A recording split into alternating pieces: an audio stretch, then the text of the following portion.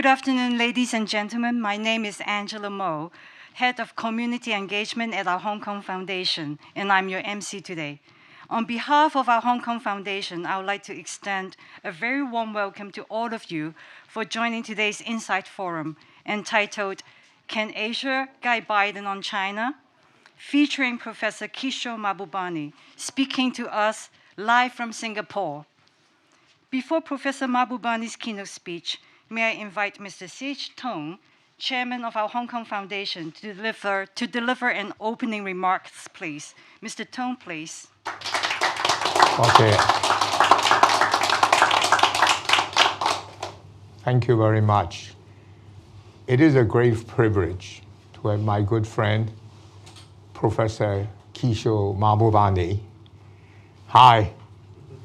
speaking at our Hong Kong Foundation Insight Forum. So nice to see you, Kishore. Most of you know Kishore, either through his distinguished career in diplomacy and in the academia, or from his prolific writings and speeches. And indeed, Kishore, we thank you for all your wisdom, for your thoughtfulness, and make every one of us a more intelligent person. You know, he's a distinguished fellow at Asia Research Institute at the National University of Singapore. He was founding dean of the Lee Kuan Yew School of Public Policy. What a wonderful teacher he was, actually. Kishore, he spent over 10 years as Singapore's ambassador to the United Nations and held the position of the president of the UN Security Council during 2001-2002. He has authored many books. Most recently, Has the West Lost It? And Has China Won? As for the speeches, types in Kishore Mahbubani on YouTube search, and you will find many of his speeches, and all of his speeches command far more likes than some of the most popular rock stars. I encourage you to do that, and you will find I'm not exaggerating. Really good stuff, really good stuff. Having lived in Hong Kong for many years, I can confidently say that most people in Asia in the last 40, 60, 70 years have friendly views of America and very positive views of US-China relations. It is therefore totally incomprehensible to many people why in Asia, why China was suddenly considered a national security threat to the United States. A lot of questions seem to need answer. This is why Kishore is here with us today. Kishore understands the Asian minds and can explain it in the clearest, most direct, and most convincing way to the global audience. And it is also where I should stop and let Kishore speak up. You're not here to listen to me, but he's here, he's waiting. Ladies and gentlemen, please welcome our friend Kishore. Thank you, Mr. Tong, for the opening remarks. Professor Mahbubani, please. The floor is yours. Thank you. Thank you. Well, thank you. For a start, Mr. C.H. Tung, my good friend, that was a far too generous an introduction. I'm afraid you raised the expectations of the crowd too high. Now they'll all be disappointed. But nonetheless, I'm really grateful to you for that very warm welcome. I cherish the friendship that we have. And I'm also very glad that you and I are in some ways on the same side in a great mission today. If you look at all the missions in the world that we have to do today, I think preventing an all-out collision between the United States and China is probably the biggest moral imperative of our time. And I'm glad that you and I are on the same side in this great struggle. But also, let me begin by saying that you have picked a very auspicious day for the discussion today. Today is actually the end of the fasting month for 1.5 billion Muslims in the world, and they're celebrating it today. And you either say Eid Mubarak, or if you are in Singapore and Malaysia, you say Selamat Hari Raya. And so we are meeting on an auspicious day, and I hope that this means that we will come up, hopefully, with some positive answers. So let me the question that I'm supposed to answer today is, can Asia guide Biden on China? If this was a question in a multiple choice exam, the correct answer is yes. And then I should now sit down and say, okay, answer given. But I will elaborate a bit on my answer and actually emphasize as strongly as I can that Asia can and Asia should guide Biden on China. And why is that the case? I would give three reasons. One is, of course, the most important thing to acknowledge is that President Joe Biden is actually a very nice guy. I'm afraid I've never had the pleasure of meeting him in person, but many of my good friends are good friends of his. And they all assure me that he's a remarkable gentleman. And if you look at his career, clearly he's got very high ethical standards, and it's always trying to do the right thing for the United States of America. And he's also surrounded, as you know, by equally good people. Some of them actually I do know in person.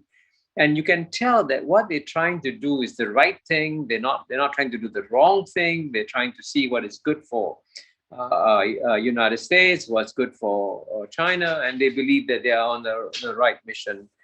But of course, and this is to be, of course, the second point I'm going to make is that unfortunately, they are on a wrong mission, a wrong course with China.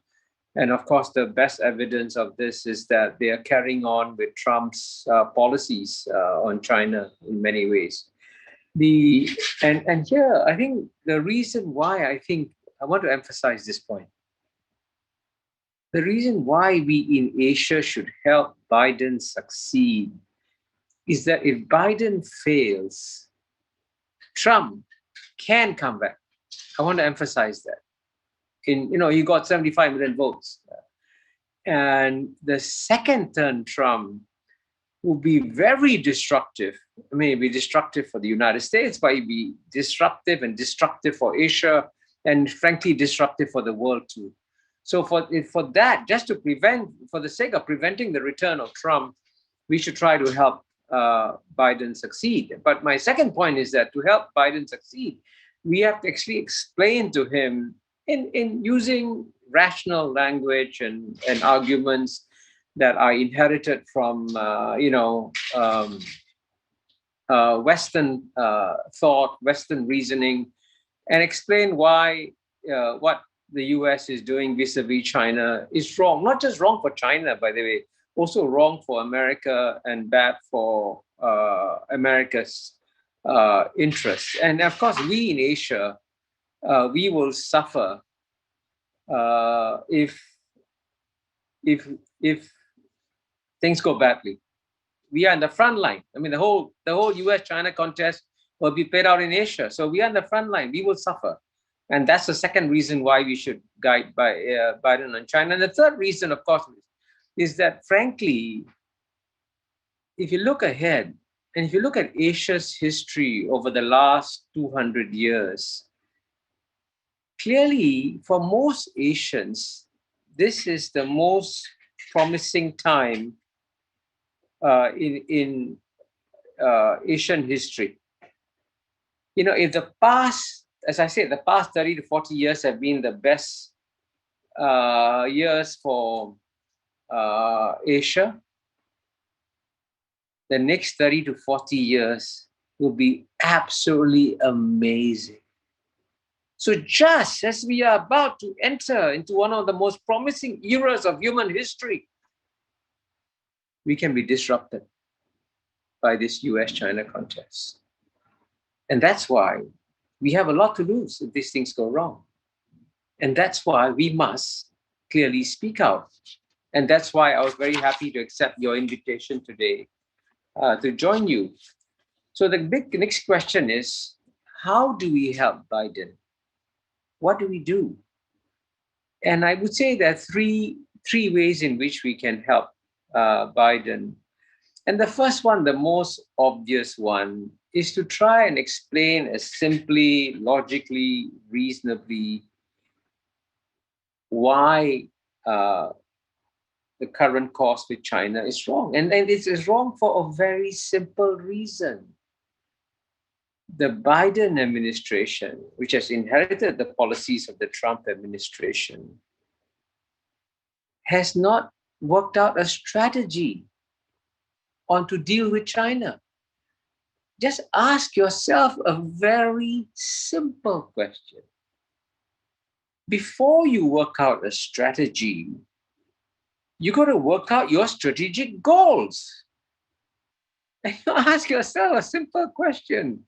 What are the goals that the Trump administration was trying to accomplish with China? And what are the goals that the Biden administration is trying to accomplish with China?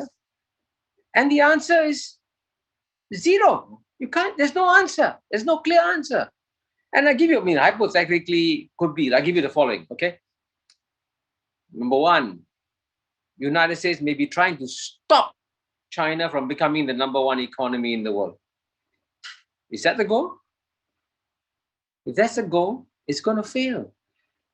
Definitely fail. Because nothing can stop the return of China. Nothing we have no moral right to deprive the Chinese people of their right to improve their standard of living, improve their quality of life. And if they improve their standard, improve their quality of life, they will get a bigger economy. Their per capita income will go up, right? So is that what the United States is trying to do? Stop China's economy from becoming number one? And you know, by the way, Joe Biden said something very revealing in passing. He said, China wants to be number one. It ain't gonna happen on my watch. He's right. If Joe Biden is only president for 4 years, it will not happen in 4 years. But within 8, 10, 12, it doesn't matter when, it will happen. So that's an impossible goal, one. The second goal may be to overthrow the Communist Party of China. And this is, of course, hinted at and in the remarks made by Mike Pompeo, former Vice President Mike Pence. And is that the goal again? It won't work. The Communist Party of China is one of the strongest political parties in the world. It has achieved so much. And even the Harvard Kennedy School study has shown how support for the Communist Party of China has gone up from 86% in 2003 to 93% in 2016. And this is a very credible academic study that's documented this. And so if that's the goal, it also is not going to happen. Maybe the third goal is to contain China, like the United States successfully contained Soviet Union, cut off China's influence in the world. That too will fail. In fact, China today is more integrated into the global economy than the United States is. Now you can see that if these are the three potential goals of either the United States or the Biden administration or the previous Trump administration or the strategic thinkers of the United States, they cannot succeed. And so this is quite remarkable. The United States is by far the most successful society we have seen in human history. Frankly, no other society has achieved as much as the United States has. Even to today, no other society has sent a man to the moon, right? The United States has done it. It's a remarkable society. It has the best universities in the world, some of the best think tanks in the world, some of the leading minds in the world. But amazingly, this society has not been able to work out a coherent, credible strategy on how to deal with China. And let me mention in passing also that one reason why I say this with confidence is that at a one-on-one lunch I had, Mr. C.H. Tong, with your friend Henry Kissinger in 3 years ago in 2018, he actually told me that the United States doesn't have a strategy. And that's why you notice, for me, actually, one of the leading indicators that we are now entering difficult times is the fact that Dr. Henry Kissinger, who's normally very cautious, doesn't say very much. But for him to say publicly that, hey, are we on the verge of another World War I situation? Now, that's a very strong warning. That warning is an indicator that we are entering very difficult and dangerous waters in US and China. And that's why we need to speak out in Asia and explain that none of the things that the United States is doing with China today are working, and they will not work. And look, for example, let me just mention this, okay? What is the main instrument that the Trump administration used against China, and which sadly is being carried on by the Biden administration? That's the trade war, right? They imposed tariffs, sanctions on China. And, I was at a panel recently speaking at the Harvard Asia Annual Conference, and where two very distinguished Harvard professors were there. And when we were discussing this trade war and it hadn't worked, so I said, why doesn't the Biden administration just stop, remove the trade and tariffs, right? And the answer given by a senior member of the Biden administration was that, hey, we cannot use the tariff, we cannot remove the tariffs because we need them as bargaining chips against China. And one Harvard professor very wisely said, well, that's like telling China that if you don't listen to me, I'll shoot myself in the foot again. The trade tariffs have hurt American consumers, have hurt American workers, have hurt the American economy, and haven't damaged China, right? So clearly, if the United States was a reasonable, logical actor on the global stage, it would just get rid of this tariffs and sanctions, but it's not possible to do so. And the fact that it's not possible to do so indicates how strong the anti-China sentiment has become in the American body politic. And so even that's something that is by any Western standards of reasoning, that trade tariffs and sanctions should be removed, they cannot be removed because of the strong anti-China sentiment in the American body politic. So that's why, frankly, that is actually one of the most important reasons why we in Asia need to speak out, because Biden is boxed in. Even though I'm sure privately he realizes, it privately, that these actions against China don't make sense, right?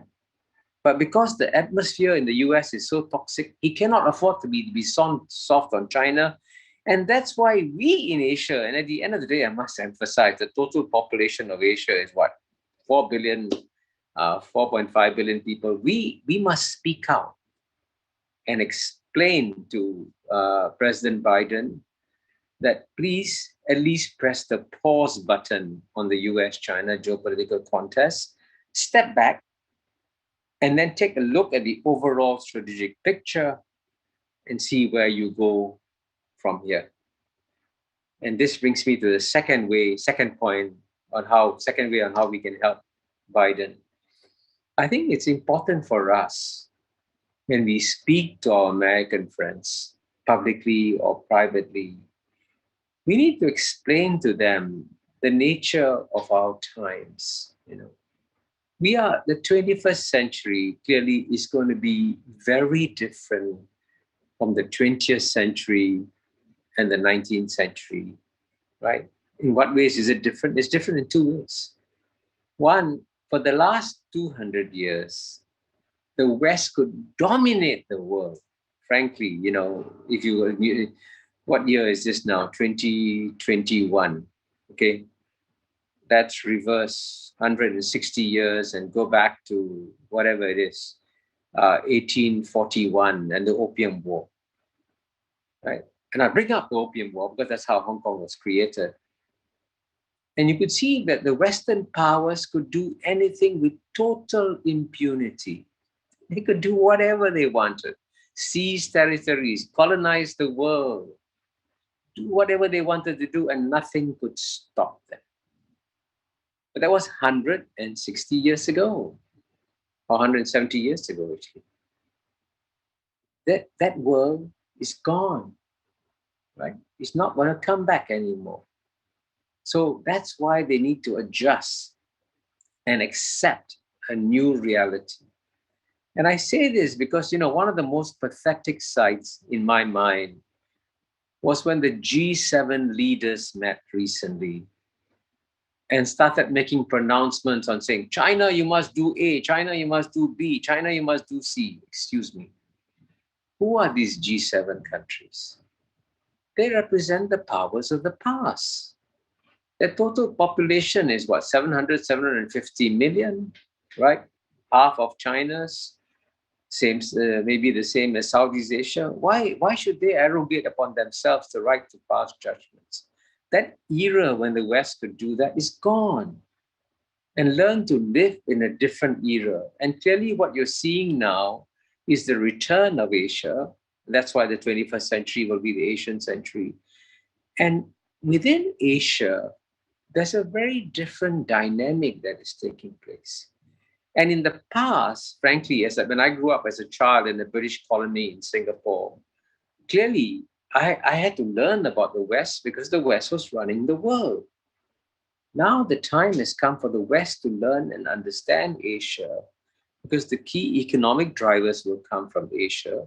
And it's time for the West to learn to adjust to Asia. And Asian norms are very, very different from Western norms. And you want a good example of this, the Western countries will like to pass judgments on other countries and say your human rights standards are not good enough, you're making mistakes in A, B, C, D, and they could do that when they were very powerful.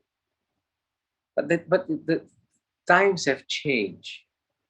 And now, frankly, most Asian countries just won't accept lectures by the West. Every Asian country.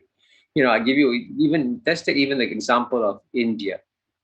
Okay, India is a world's largest democracy, but India has been subject to lectures when India wanted to sign a free trade agreement with the European Union. The European Union tried to impose human rights standards on India, and India said, excuse me, you don't pass judgment on what we in India are doing. We know best what's good for us. And within Asia too, frankly, one reason why Asia in general is at peace, and this is a very important point, because I launched something called the Asian Peace Program. One reason why Asians is at peace is that we don't interfere in each other's internal affairs. And this principle, by the way, is actually surprisingly embedded in the UN Charter, is also embedded in the ASEAN Treaty of Amity and Cooperation, is embedded in the 1955 Bandung Principles. And we, therefore, have worked out a different dynamic for dealing with each other. It's not the Western dynamic, it's the Asian dynamic. And if the West is going to engage Asia, it's got to learn more about how Asian countries live and operate with each other. But when I say that we don't interfere with each other, it doesn't mean that the Asian countries are passive, that they're doing nothing. Actually, and this is a critical point, within Asia, we are building what I call circles of trust around Asia, and there are many of them are centered on ASEAN. You notice that it was the ASEAN countries that set up the dialogues with the great powers, set up the ASEAN Regional Forum, set up the East Asian Summit. And ironically, even though ASEAN is by far the weakest organization in some ways in Asia, it has been provided the foundations for the Asian countries to come together and learn to live and work and operate with each other. And these circles of trust, I want to emphasize this, have created concrete benefits for Asian countries. And Exhibit A, of course, is the Regional Comprehensive Economic Partnership, right?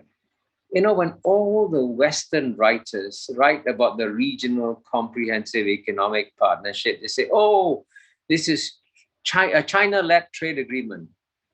That is absolutely untrue. Frankly, if China was the one to propose such a free trade agreement, a lot of China's neighbors, including some of his closest neighbors, Japan, South Korea, with whom, as you know, China has got, in its own way, difficult links, they would have said, no. If China proposes it, I'm going to keep a distance. I'm not sure whether it's good for me. But ASEAN proposed it. And because ASEAN proposed it, and this is a very important point, because ASEAN had created circles of trust in the region, we would say, okay, if ASEAN proposes it, ASEAN doesn't mean to dominate the region.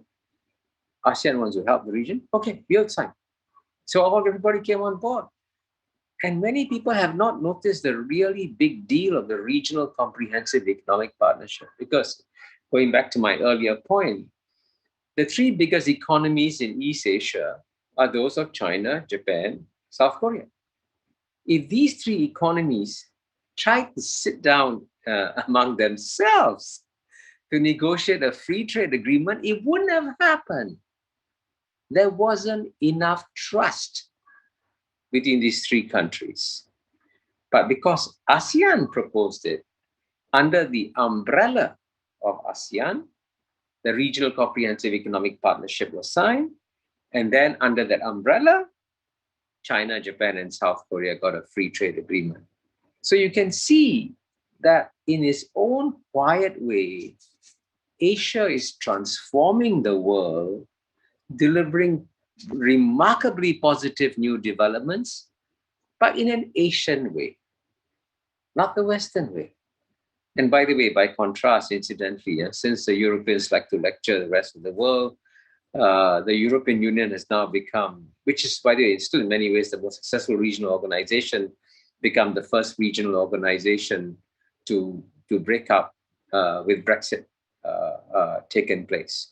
So in some ways, actually, there's ways in which the European Union can even learn lessons from ASEAN. And here, I want to add another important point, going back to my main theme about the US and its lack of strategy in managing China. I think one important reality that we need to convey to Washington, D.C. is that if the goal of Trump's trade war, we don't know, because as I said earlier, the goals have never been specified. Let me emphasize that. If the goal of the Trump administration with the trade war was to decouple the US and China economies, and if that goal is still being maintained by the Biden administration, the danger is that the United States won't just decouple from China, it will decouple from all of East Asia, which is going to become connected by the regional comprehensive economic partnership.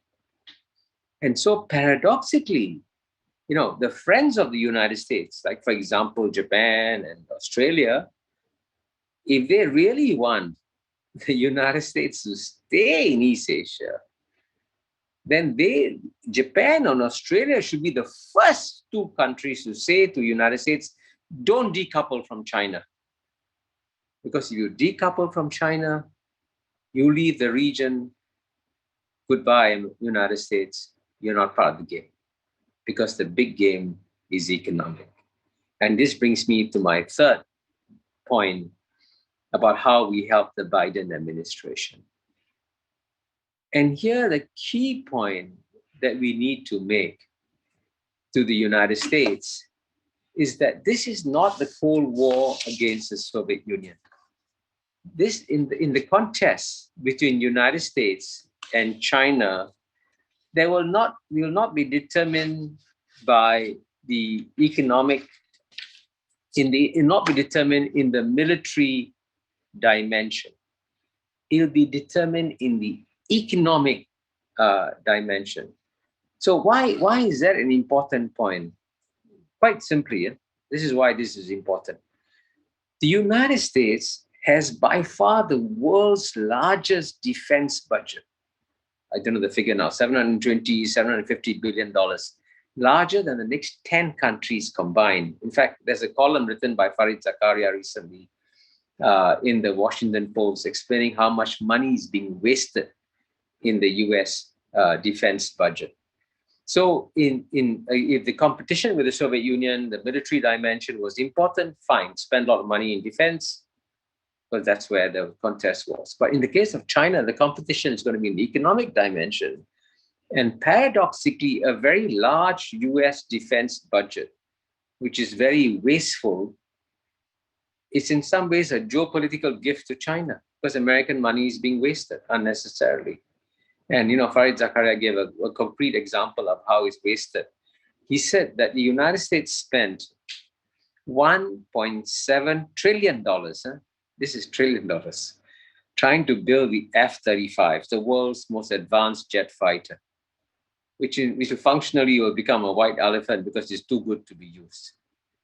And China, by contrast, has spent $1.7 trillion on the Belt and Road Initiative, building roads, ports, highways, hospitals, everything around the world. And you can look at this and say, what's a more intelligent way of spending your money, right? Clearly is using it for the Belt and Road Initiative, but that's also a larger part of why America should pay attention to its economy and not its military in the contest against China. And here, the tragedy about the United States is that the United States today, one reason why it is such an unhappy country is that it is the only modern developed country where the average income of the bottom 50% has gone down over a 30-year period. And of course, all this is documented in my book, Has China Won? Angus Deaton, the Nobel laureate, has also written another book on it.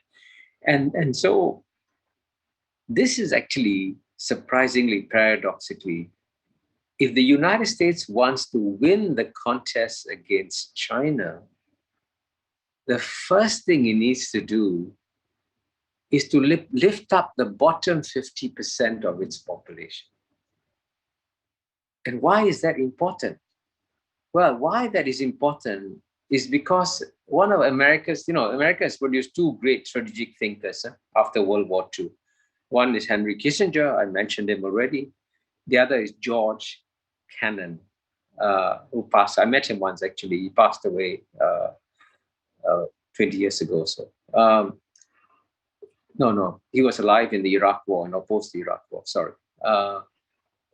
George Kennan said something very important. Now, most Americans remember him as the strategies behind the containment policy of the Soviet Union. It's true, he advocated it.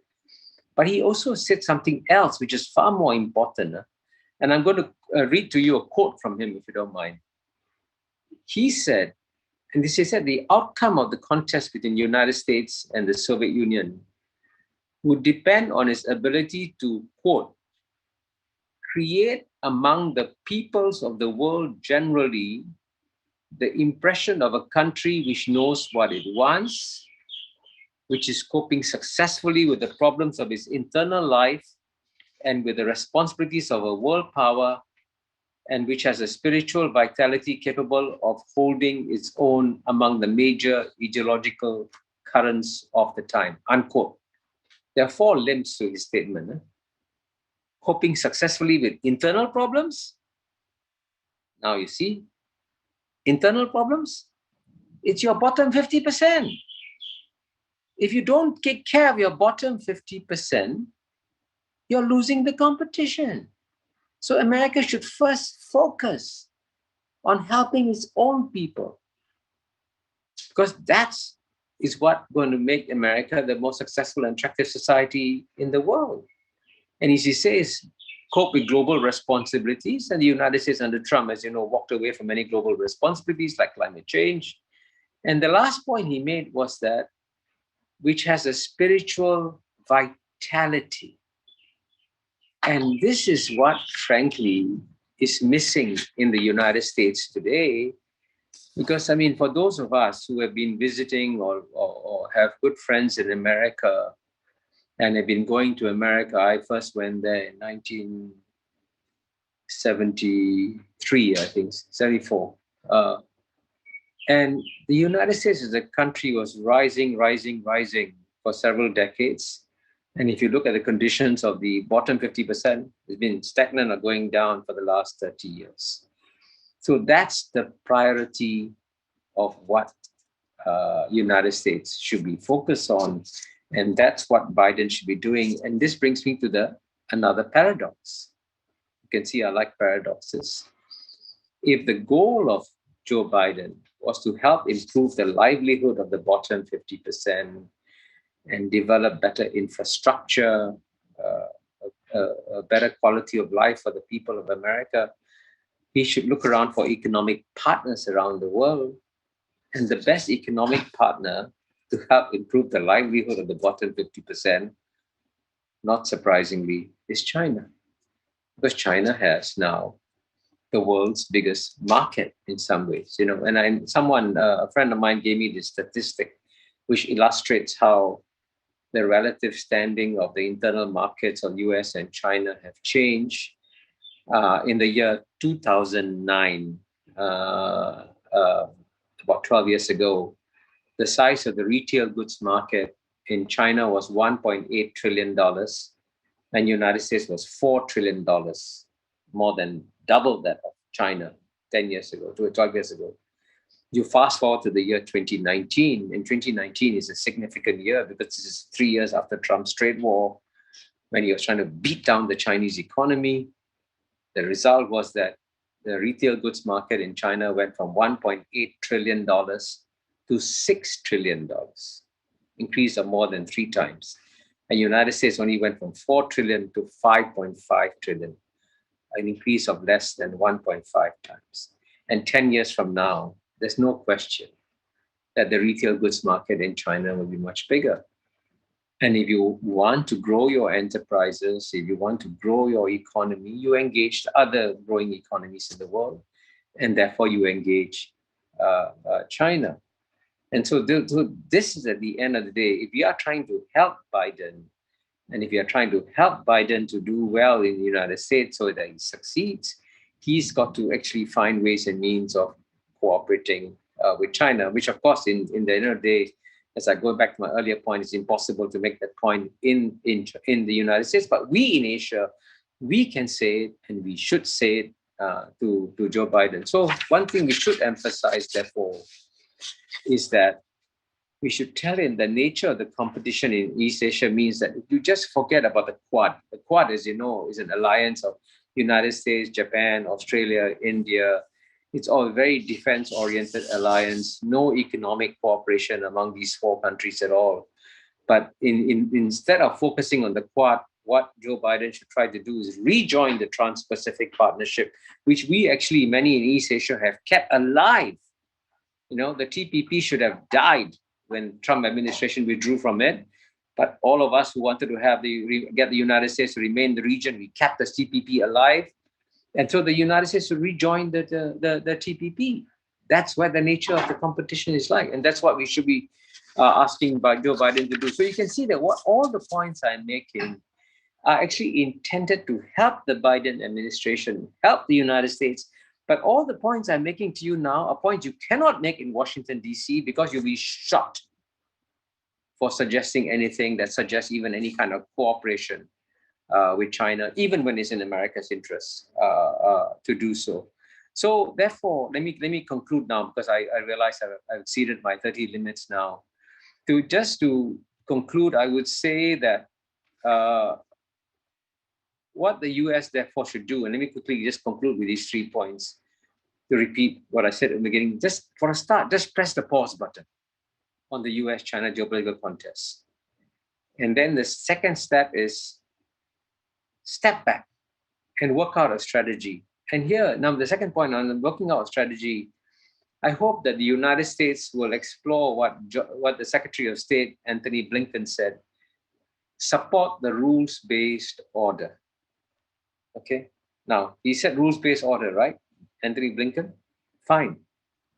Get any American university, doesn't matter which one, to do an objective evaluation.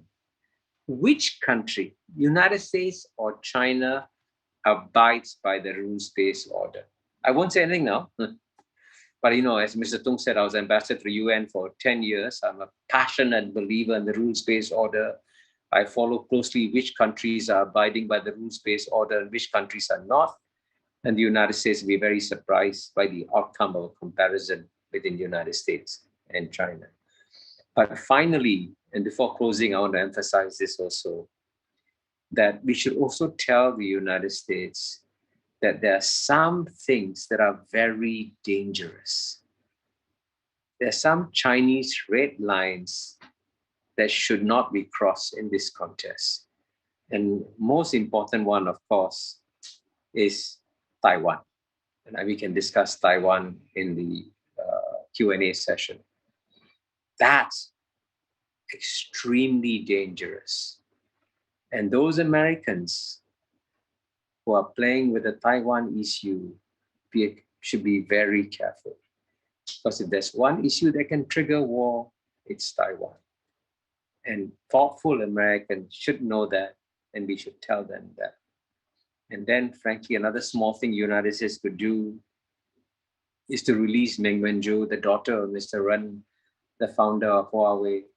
She's being held by the application of the extraterritorial application of American laws. That's unwise, because if the United States can do it, extraterritorial application today, China can do it tomorrow. Not very wise. And the third point is, of course, that's an easy step. And to be fair, I think Joe Biden has begun doing that. Americans should stop insulting China. And as you know, Mike Pompeo, the former Secretary of State, Mike Pence, the former Vice President of the United States, used to insult China at great abandon. And what's interesting is that no other country in the world insults China, not one. So that's very unwise for the United States to do that. In fact, to conclude on this note, I was a diplomat for 33 years, and they say that a definition of a diplomat is someone who can tell you to go to hell in such a way that you feel you're going to enjoy the journey to hell. So good old-fashioned diplomacy can be very powerful. Let's persuade the United States to be diplomatic again. Thank you very much. Thank you, Professor Mahbubani, for your very thought-provoking keynote speech. Today, we are honored to have invited a few distinguished guests to join us in person to share your thoughts or raise questions in response to Professor Mahbubani's keynote speech. May I first invite Professor Arthur Lee, member of the Executive Council of the Hong Kong SAR government. Professor Lee, please. Thank you very much, Your Excellency. Thank you very much, Your Excellency. That was wonderful. You covered every point. But I'd just like to point out that if I was an American politician, the one thing that unites Congress is China bashing. Both parties are keen to bash on China, and there's one thing that unites them. So in order to unite your country together, you have to go on China bashing. Second point, in order to China bashing with, as you say, the trade and tariffs are not that effective. But one very effective thing is to promote Taiwan independence. Now, the United States doesn't have to get into, and I don't think they want to get into a hot war with China. But if Taiwan goes independent, China will have to do something. And that would ruin China's economy. And it will bring in sanctions from all the Western world and other countries as well. So I look forward to your comment about the red line. What if the United States carry on and promote Taiwan independence? Thank you. Excellent questions, Professor Arthur Lee. You're right. What unites the two parties in the United States Congress is a very negative attitude towards China. And today, it's suicidal for any American politician to be seen to be soft on China. And that's also why Joe Biden cannot lift the trade tariffs, because he'll be shot if he's seen to be soft on China. But at the same time, what also unites the United States Congress are the values that the United States Congress stands for. Maybe they should go back and read what the United States Declaration of Independence and Constitution also say. I think the Declaration of Independence says the United States should show a decent respect for the opinions of mankind, right? That's an American principle. So let us share with all these congressmen and congresswomen the opinions of mankind, or the opinions of humanity, to use a more politically correct term of the 21st century. And they will find that the United States is engaged in an irrational exercise in trying to push down China. It ain't gonna work. And at the end of the day, the biggest reason why the West succeeded as a civilization and became the most successful civilization in human history was because the West believed in logical reasoning and scientific evidence, right? So let's apply logical reasoning and scientific evidence to the trade war. So logically ask yourself, did the trade war help American workers? No. Did the trade war help American consumers? No. Did the trade war help American farmers? No, they suffered a lot, right? I can go on, right? And using my earlier example, did the trade war stop China from having the largest retail goods market? No. Now, so if you believe in Western logic, Western reasoning, scientific evidence, isn't it absurd that the United States, which has been teaching the rest of the world the importance of being rational, is now acting so irrationally on China? So the reason why I don't give up, the reason why I accept all these invitations to speak, and as Mr. C.H. Tung kindly said, the reason why I give all my interviews on YouTube, I'm just deploying Western reasoning as much as I can. As you know, I studied Western philosophy actually in my undergraduate days. And it's Western philosophy that is telling me that what the United States is doing is wrong and damaging American interests. So I think that's what we should. So I would say, don't give up. Don't say, oh, the mood in the US is so tough. No, don't give up. Keep on going.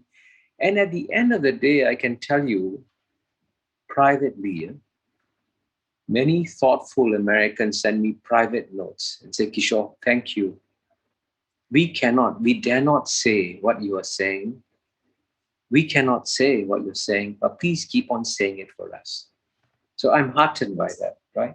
I'm heartened that Americans understand. So at some point in time, I think if you use the power of reasoning, I think it can change American attitudes, and we shouldn't give up. We should be very persistent and keep on going. But of course, Taiwan is, of course, as you said, a much more dangerous issue. And I think the most important point that I think we should convey to Washington, D.C. is that the United States just has to ask itself a very simple question. Does the United States today, 2021, want to fight a direct war with China? Simple. Yes or no?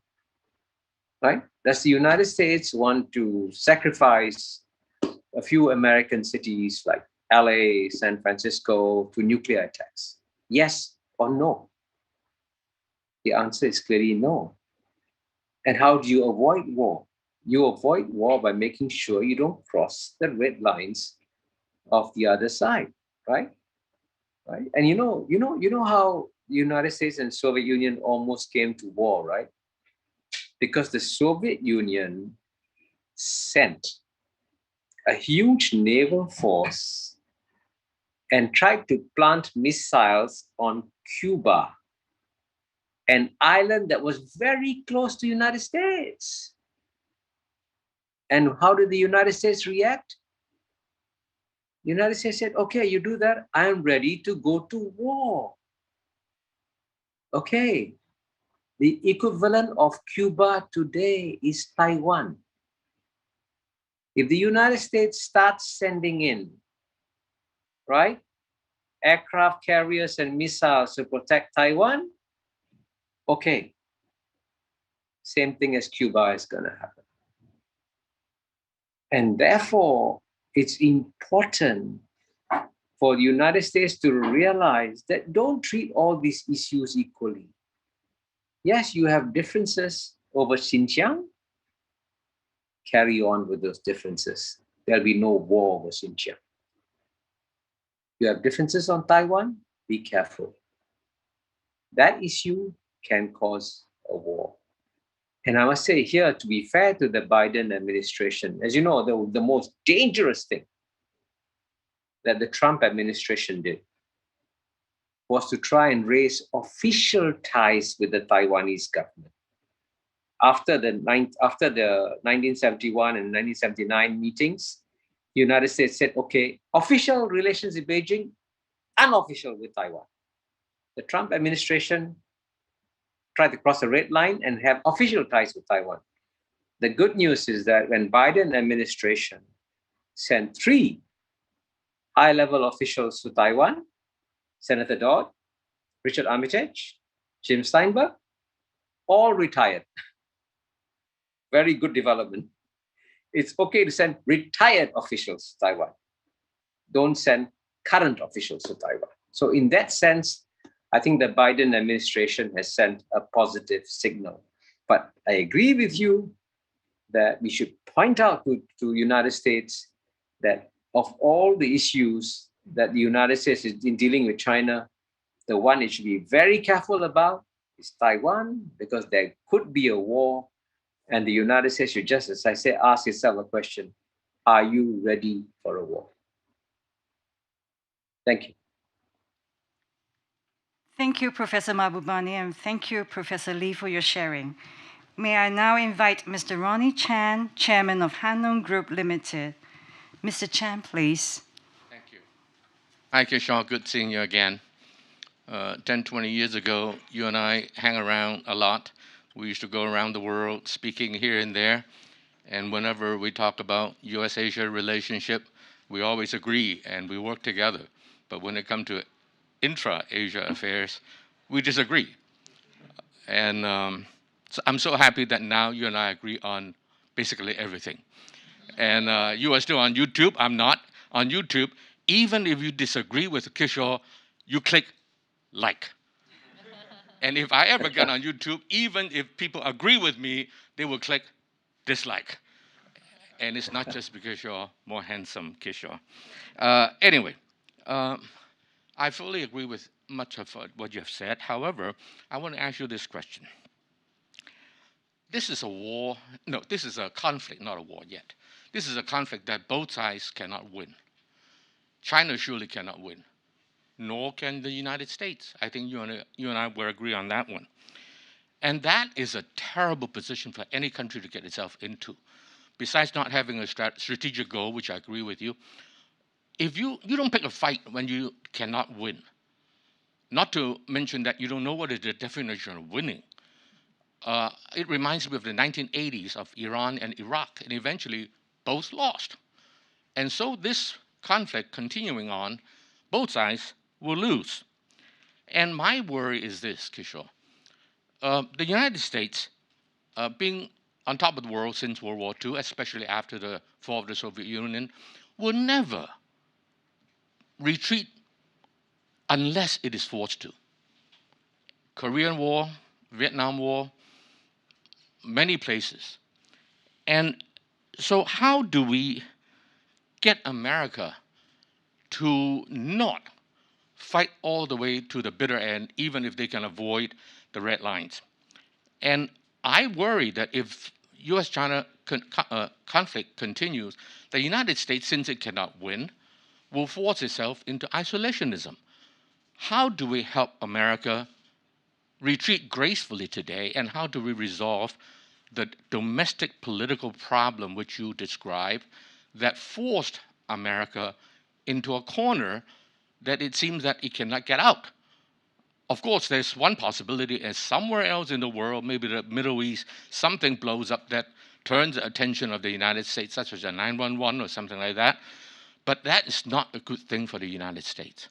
So how do we help America retreat before it's too late? And how do you do it politically? Thank you, Ronnie. And thanks for remembering our long friendship. But I think you deserve a gold medal for modesty.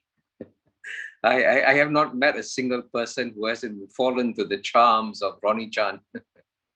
So when I travel with him, everybody pays attention to Ronnie, and I have to hang behind him to meet very important people. So it's such a pleasure to be connected with you again, Ronnie.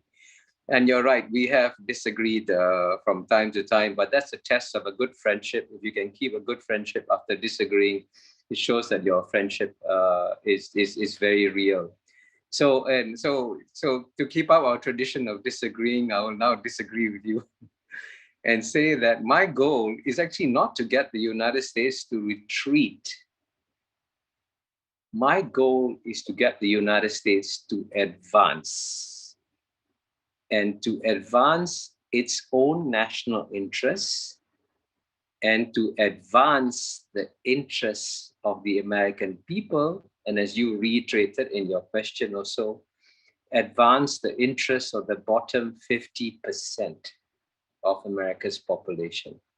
So at the end of the day, what I'm arguing, my main case that I make, especially in my book as China Won, is that if the goal of the United States is to remain a very strong power globally, retain global influence, and be the single most respected country in the world, and have a lot of influence in global affairs, then what the United States should do first is, number one, work out a strategy for dealing with China. It doesn't have a strategy. It has zero strategy.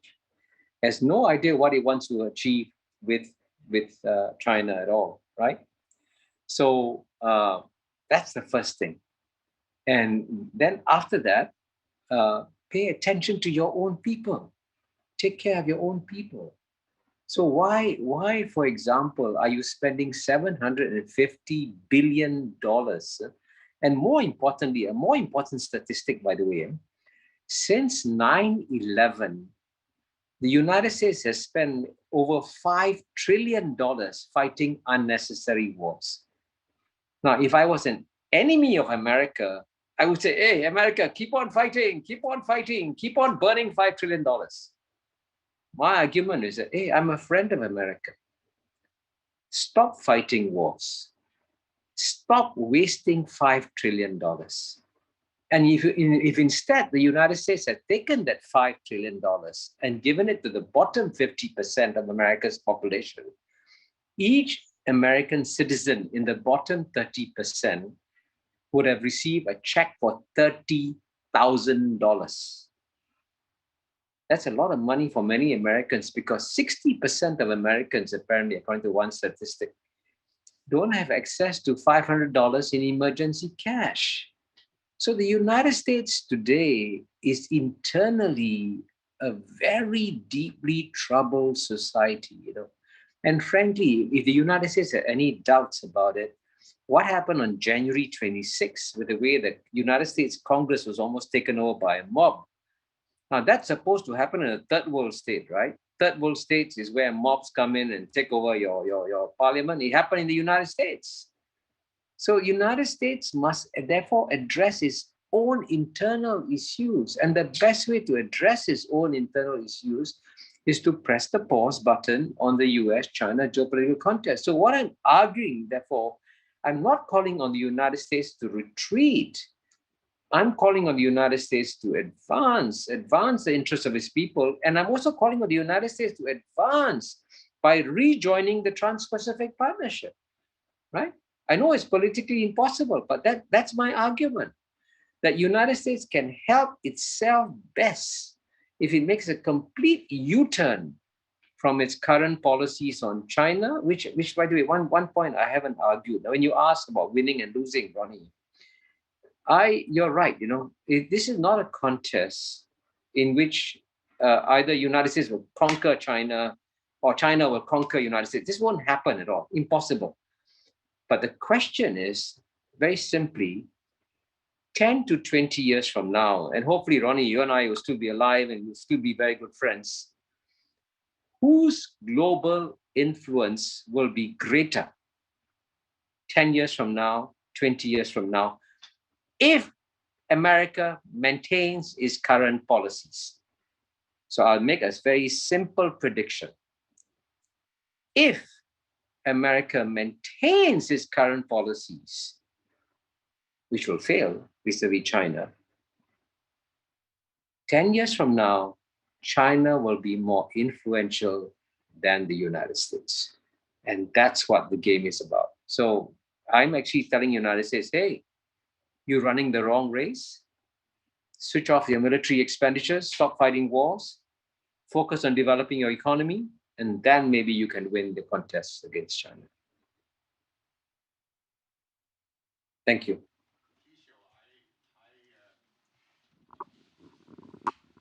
Kishore, I feel like I'm a student listening to a master, and we really appreciate, what you did today. And but that's only the beginning. I think one of these days when you come, we lock you in somewhere, and really, continue the teaching that you are giving to us. Thank you very much for coming. And the thing I want to say is that, I lived in America for 10 years. I got married there. My children were born there. And, of course, I have many friends there. And normally, I fly to America very, very frequently. But now I can't do that anymore. So because of the virus and everything else. So what I'm doing is that I try to at least, to telephone. And I remember there was one of them,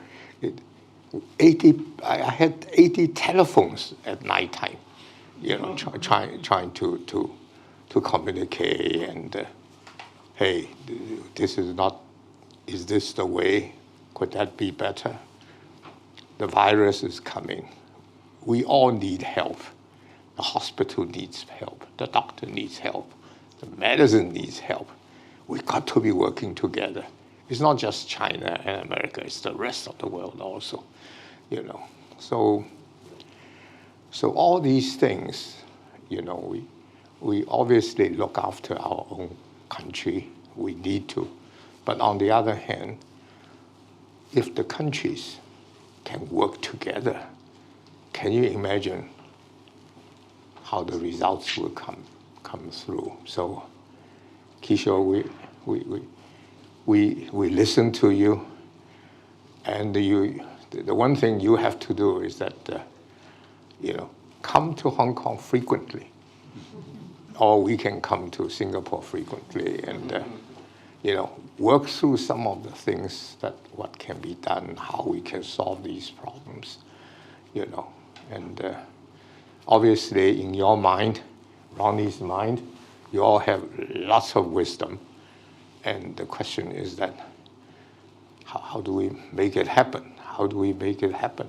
I have a friend in Hong Kong who studies many of these things. He thinks the virus thing is going to get much worse. I don't know whether you heard about this or not, but there are all these things that's threatening us, let alone all the other politics, So you came, we thank you. We wish you come often, okay? Come often.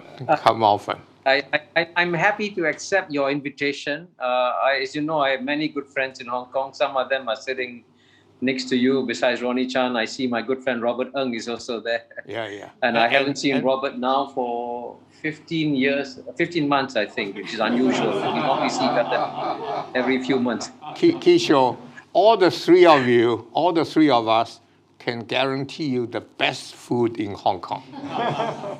Seriously. So we hope one of these days. But I love Hong Kong. Thank you very much, Mr. Tung. Thank you. And also, thank you, Mr. Chan, for your sharing. Last but not least, may I invite Mr. Robert Ng, Chairman of Sino Group, to share with us some of his thoughts, please. Mr. Ng, please. Well, Kishore, so nice to see you. Can you hear me? Yes. Wonderful. And as Singaporeans... I can hear you. Yeah, as Singaporeans, I'd like to wish you Selamat Hari Raya. And, yes. Apa khabar? And, I hope you have a restful holiday today. Kishore, as Singaporeans and very much into ASEAN, and as you mentioned just now, a lot about ASEAN, the 10 countries down there, most of them have good relations with China and the United States of America. And moving forward with this confrontational issues looming very large, how do you think the ASEAN, the 10 countries, how would they move forward towards this relationship? Love to hear your opinion. Yeah, thank you. Thank you very much, Robert. Good to see you. Good to see you looking so well. As they say, Selamat Hari Raya. You asked a very good question, because one of the great mysteries of our time is this organization called ASEAN. And it's actually, as I said earlier, paradoxically, what makes ASEAN strong is its weakness, It's a very weak organization. And you're absolutely right, Robert, when you say that among the 10 countries of ASEAN, there are very different views on US and China. And just to give you concrete examples, sometimes I'm going to be a bit undiplomatic and give concrete examples. Clearly, the most pro-American member of ASEAN is Vietnam. And that's understandable because the one country that feels the most uncomfortable living next to a strong China is Vietnam. So it's quite natural for Vietnam to get close to the United States.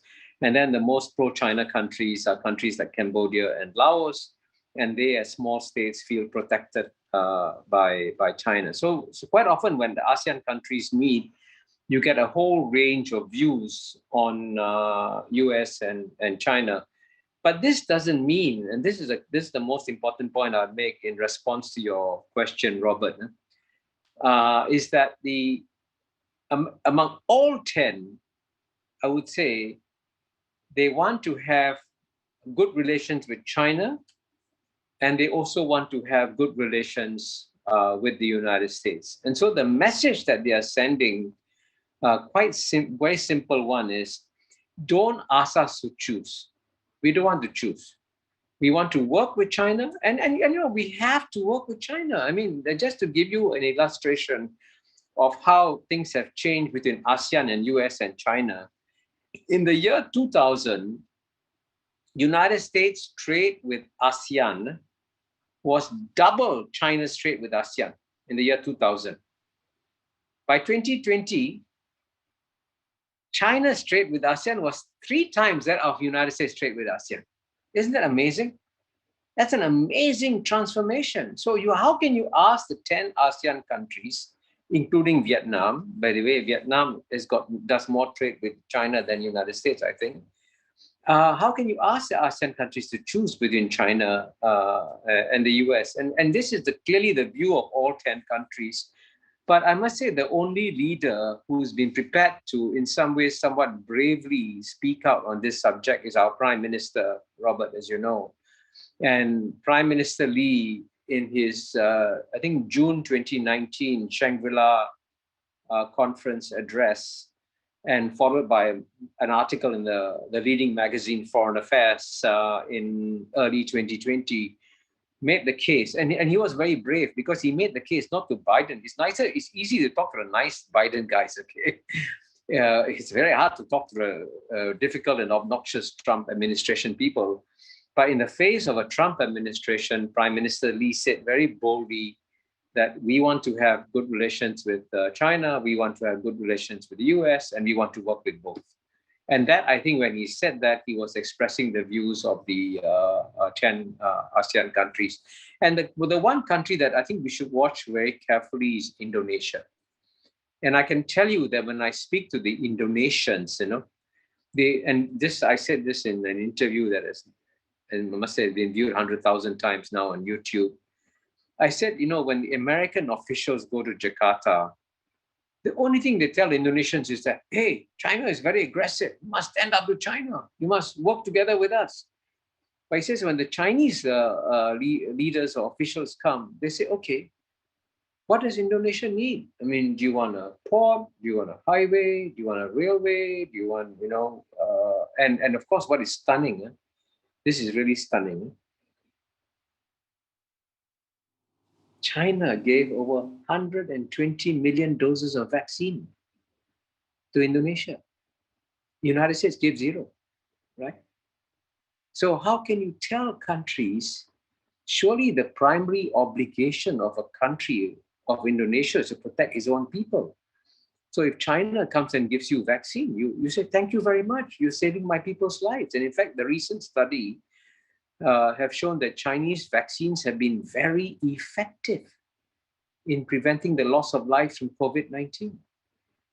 So that's an indication of what China brings to the table. So that's why it's very unwise for the United States to try in any way to force the ASEAN countries to choose sides. But then, so what we should do to prevent that worst case from happening, we should speak out boldly now and say, don't make us choose. And I'm glad that our Prime Minister has done so. And I think in private, virtually all the ASEAN countries are saying the same message. So thank you very much, Robert, for your question, and good to see you again. Thank you, Professor Mahbubani, and thank you, Mr. Ng, for your sharing. A big thank you again to our distinguished guests for their insightful sharing. Next, we'll have a Q&A session. We welcome questions from the media and our online audience to address the questions to Professor Mahbubani. And I have a couple of questions from South China Morning Post, Professor. The first one, how should ASEAN communicate its message efficiently to call on the US to pause the geopolitical contest against China? What role does China play? And secondly, what should the two major powers do to tackle the pandemic together, please? Professor? Thank you. Excellent questions from the South China Morning Post. The first one, you know, ASEAN. The reason why I wrote a book called The ASEAN Miracle is that ASEAN as an organization is a very strange organization. You know, most people think an organization will move in a straight line. I say ASEAN moves like a crab. It takes 2 steps forward, 1 step backward, 1 step sideways. It seems to be going around in circles all the time. And the reason I emphasize that ASEAN countries will never come out openly and publicly and say, hey, don't ask us to choose between United States and China. They won't do that. But what ASEAN does is convey this message quietly and privately to all the countries. And I think that is in some ways a more effective way of communicating it. And I must say, if I had to give one specific piece of advice for Beijing, I've given lots of advice to Washington, D.C. I would say that Beijing should pay special attention to ASEAN. Because one of the cases that the United States is trying to make against China, you know, they say, oh, China has become very aggressive, very assertive, pushing its neighbors around, right? But you know, the best way for China to demolish that American argument is to provide a case study of how China and ASEAN work together closely in many areas.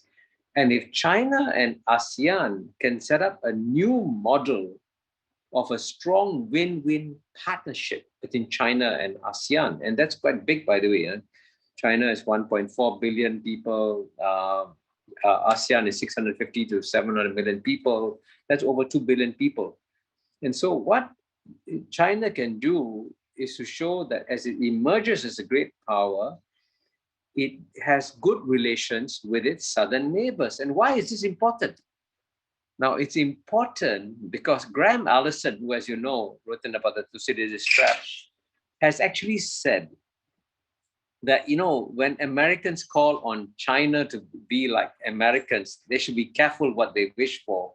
Because when America emerged as a great power in the 1890s, and just remember, China in the 2020s is where America was in the 1890s. And when America emerged as a great power, the first thing it did, right, was to start wars, you know, declare war on Spain, seize the Philippines, seize Guam, took over, created the Panama Canal, and was behaved very aggressively towards the southern neighbors. If China does the opposite, and China already has, by the way, a constructive partnership with the ASEAN countries, and I'm glad that Robert asked about the ASEAN countries, then that will demolish the American claim that, you know, China is being very aggressive towards its neighbors. And that's why the ASEAN should be a best case study for China. So on China, on ASEAN, I think ASEAN will find its own quiet way of dealing with China and the US. And your second question was on the pandemic and how can we cooperate in the pandemic? And I hope, by the way, and I'm glad that Mr. C.H. Tung referred to it, and he may be right that actually things may get worse again. Here, I would say that hopefully the pandemic is sending a big message to the leaders of both countries. And I'm going to use here an analogy I've used several times, how the world has changed, globalization and so on and so forth. You know, in the past, when 7.5 billion people in the world live in 193 separate countries, it was as though they were living in 193 separate boats, right? And the reason why separate boats is important, because in the past, if COVID-19 hit one boat, the other boat wouldn't get it, right? They're different boats. But the world has shrunk. And now all 7.5 billion people in the world live in 193 separate cabins on the same boat. And this is not an exaggeration. Because you see how COVID-19 traveled from one cabin to another cabin, all 193 cabins infected, right? And so if we are all on the same boat, and this is the message that and both climate change and COVID-19 are trying to send to us, the leaders of the US and China must realize that they don't just have an obligation to take care of their own cabins on the global boat. They got to take care of the global boat as a whole. And that's why they must collaborate. And therefore, I would say that one positive dimension, which I haven't spoken about, is that hopefully the Biden administration can use the common challenges of climate change, the common challenges of COVID-19, the common challenges of deforestation, the common challenges of overfishing, and say we must work together to also deal with common global challenges. So I hope COVID-19 will in some ways create some kind of cooperation also between US and China. Thank you. Thank you, Professor. The next question is from Xinhua News Agency. Which areas, in your opinion, can US and China strengthen cooperation in? And is it possible amid the tension we are seeing at present? Professor, please. Yeah, actually, I may have anticipated that question because in my previous answer, I just mentioned the two biggest areas where they can collaborate, which is climate change and COVID-19. And here I must say that we are very fortunate that the Biden administration has come back, because the Trump administration was very irresponsible on climate change and by walking away from the Paris Climate Accords. And it's good that the Biden administration has come back to it. And I would say it's not just these two areas. As you know, the world as a whole, the key thing we have to realize as humanity is that all 7.5 billion of us, we live on planet Earth. Now, if global warming happens and we burn up planet Earth and it becomes as uninhabitable as planet Mars, right? We 7.5 billion people don't have anywhere to go to, you know. Maybe Elon Musk can go to Mars and live by himself with his space rockets in Mars, but nobody else can. And so we don't have a choice. So we got to take care of planet Earth. And here I must say, to be fair, you know, China, as you know, gets criticized in the American media every day. There's never a positive story written about China in the American media. Let's give China credit where credit is due and say that China has been very irresponsible by creating the idea of an ecological civilization. Therefore, when China continues to grow economically, it will also pay attention to the needs of sustainability, the needs of maintaining planet Earth. And that's why I hope that the Western countries will now copy China's concept of ecological civilization. And that could be, frankly, another area of cooperation between the United States and China.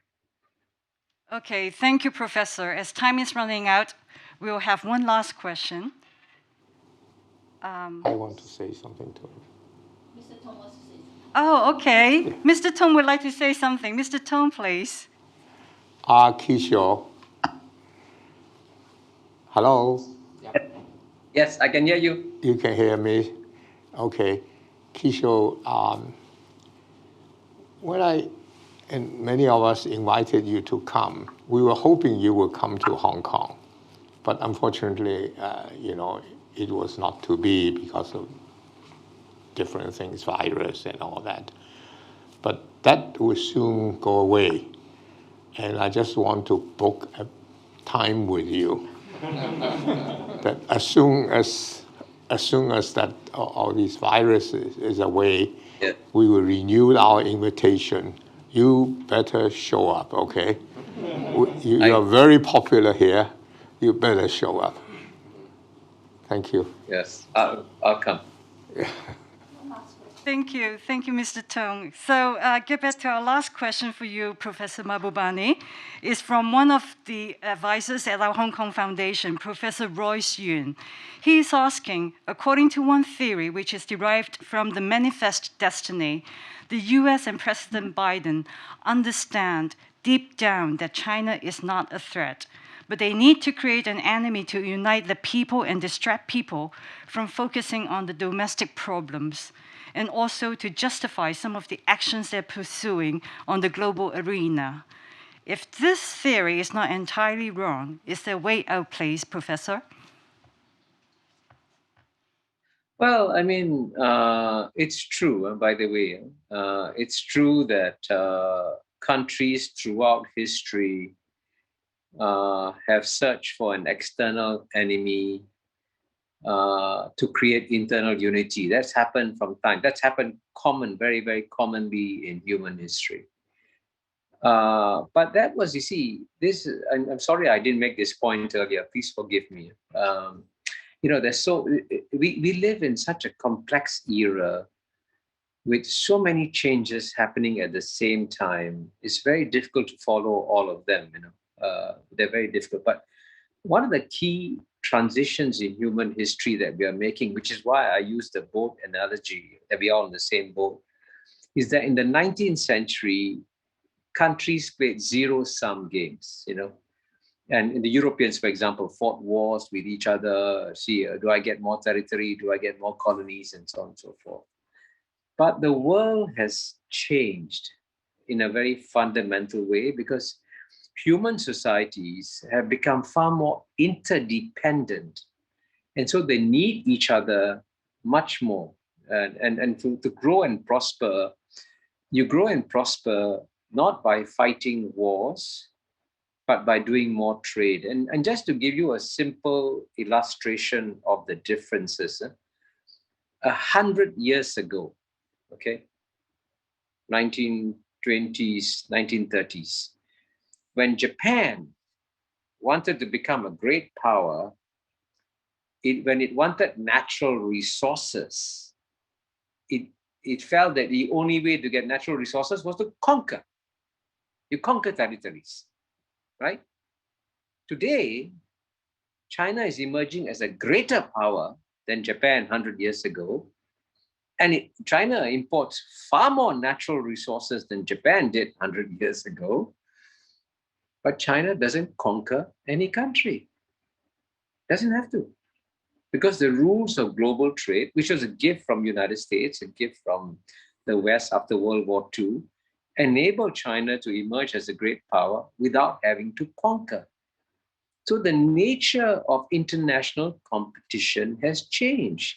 So all this brings me to the most painful point I'm going to make here today, is that what I find puzzling is that all what I said to you are things I learned from American professors, right? But American professors have taught the world, but they have not taught their own population this truth, that you no longer need a huge military if you're going to succeed. No. You need to trade. You need trading rules. And that's how you grow and prosper. So United States today, the reason why the United States is having so much difficulty adjusting to the 21st century is that many of its mindsets still come from the 19th century. It's a zero-sum game, geopolitical competition. But the reality of the world is no longer zero-sum games, it's a positive-sum games, and you compete economically and not by conquering territories. So you can see that what I'm talking about here, the American mind is still in one way or another stuck in the 19th century with all kinds of European concepts. When ironically, China has moved ahead and now engaged in 21st century concepts of how we work together to grow and prosper with each other. And it's very, very puzzling that the United States, the great United States minds can't see this big change happening. So in some ways, and that's why, just to go back to my very, very first point, can Asia guide Biden on China? This is exactly why we need to speak out. And all we need to do when we speak to American friends is use American arguments, American logic to persuade them to stop this, press the pause button on this contest with China and try to find a new way of handling this Chinese challenge. At the end of the day, even though I've given you many reasons why it's going to be difficult, I remain optimistic that if we continue to use the powers of reasoning, we can succeed and persuade the Americans choose a better option in dealing with China. Thank you, Professor. And this concludes today's Insight Forum. Once again, thank you, Professor Mahbubani, Mr. Tong, our distinguished guests, for sharing with us your invaluable insights. Our upcoming webinar will be featuring Dr. Shu Ying Chui Wing Boxi, the youngest scientist of the Beidou Battao navigation satellite system, on the topic Beidou Navigation, an Innovative Guiding Light, will be held on 3rd of June. Dr. Shu will share with us on Beidou's unique two-way communication system and how it integrates with next generation technologies. So please stay tuned, stay healthy, and stay safe. Look forward to seeing you again soon. Goodbye.